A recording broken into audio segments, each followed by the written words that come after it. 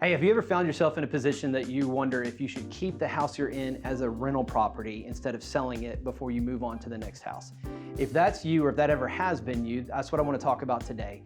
And so if you're fortunate enough to be in a position that you don't have to sell the home you're in and cash out the equity before you move on and buy something else, then I would say keeping it as a rental is definitely an option that is at least worth considering.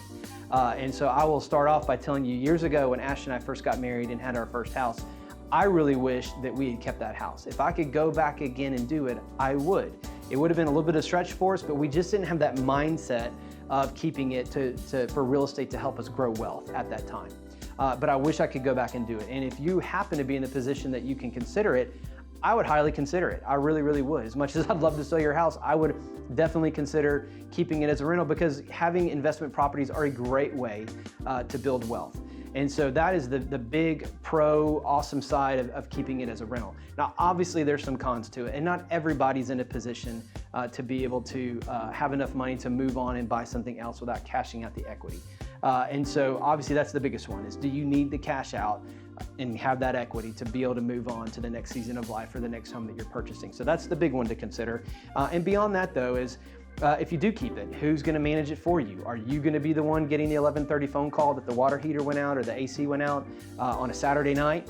Or are you going to hire a property manager to be screening tenants, collecting rent, taking care of issues that might arise? And so that's definitely something to consider. The other thing to consider when it's your own home and you've lived in it, maybe that's where you were first married, or you first brought your babies home, or whatever the situation might be. A lot of people have an attachment to their home, like an emotional attachment, and that's very real, very valid. And I would say if that's you though, that you think I'm gonna walk into that home one day and someone didn't take care of that home the way that I thought they would, and that's gonna really affect you or hurt you emotionally in some way, shape, or form. I get it, and it probably just isn't the best idea for you, but definitely something to consider. And then I would say another thing to consider is just the liability of having keeping it as a rental property.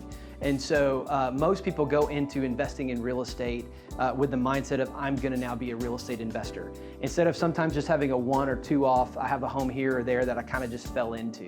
But people who don't realize that once you move out of your house and you rent it, there are a few things that you need to make sure that you note. The main one being is your insurance policy.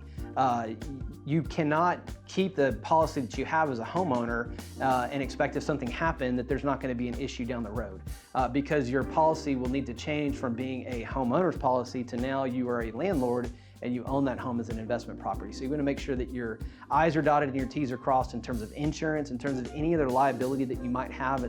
It's a great idea to consult with your insurance agent, possibly an attorney, if that's something that you feel like you would need to make sure that your liability is limited.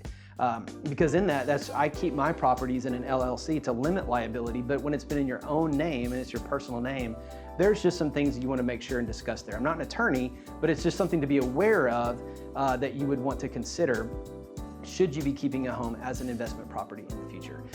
So in that's where I'd say make sure that if you are considering this, that you're talking with a realtor who doesn't just understand the value of your home and what it could sell for and what they might expect it to appreciate for one day, but also someone who understands the complexities and intricacies of having investment property and can lead you and guide you in that and kind of discuss it and see what best suits your needs. So as always, if we can be a help, me or my team, we would love to be a resource for you. Please reach out to us through the website, bundyrealtygroup.com, or just give us a call. Thanks so much.